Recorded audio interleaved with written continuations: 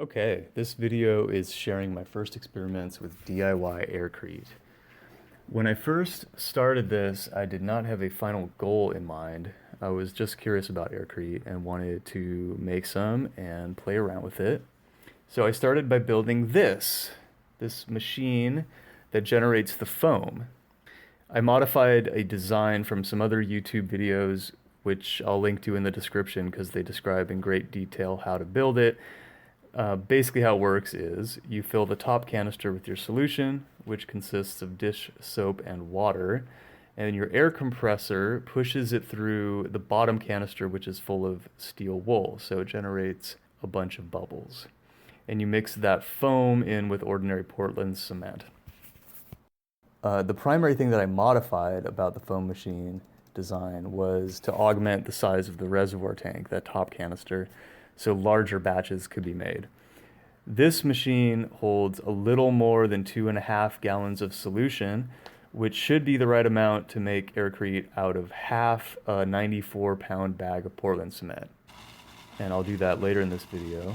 But this first run, I just make a small batch, 1/10 of the size, so that would be, in that red bucket, 9.4 pounds of Portland cement and 0.7 gallons of water. And then I add the foam, which is made from half a gallon of water and 0.2 cups of 7th generation dish detergent. The air compressor is set at 75 psi, but I actually don't know if the psi matters because before this I ran several tests varying the settings of the air compressor, but I did not find that the psi of the air compressor changed the density of the foam at all. If you have experience with Aircrete, I would love for you to explain to me why the PSI matters. So I made a paver, and after 9 days, I took it out of its mold and did a few experiments with it. For cement, it's surprisingly light and fragile.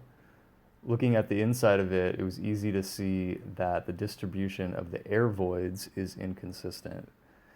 I attribute that to the fact that my foaming agent was ordinary dish soap rather than a commercial foaming agent, which is advertised to give you a more homogeneous distribution of small bubbles.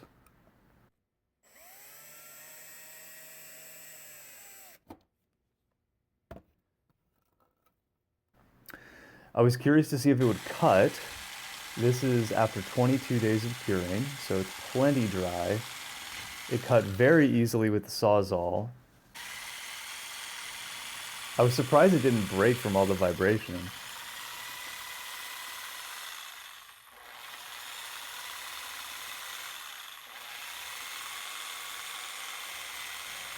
I managed to make this cute circle out of it. I tried covering that with a thin layer of ordinary cement, and that smoothed it out and made it a lot more rigid.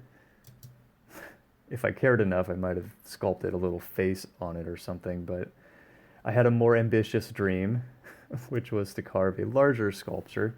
So I mixed up about half a full bag of cement, a full bag being 94 pounds, and the equivalent foam solution, 2.5 gallons of water to 1 cup of dish soap. And that filled up half a trash can.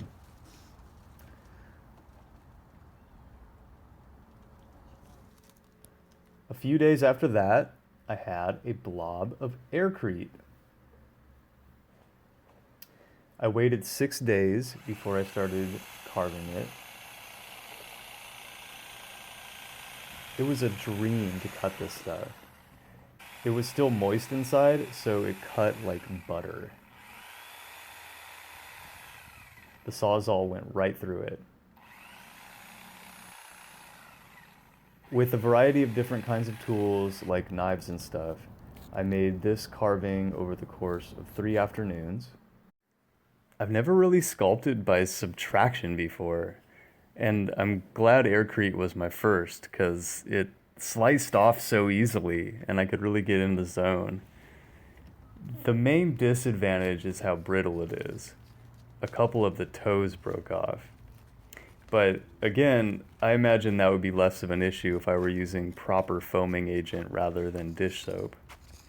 I managed to replace the toes when I smeared on that final layer of ordinary cement, which also smoothed out the outside and made the whole thing more durable.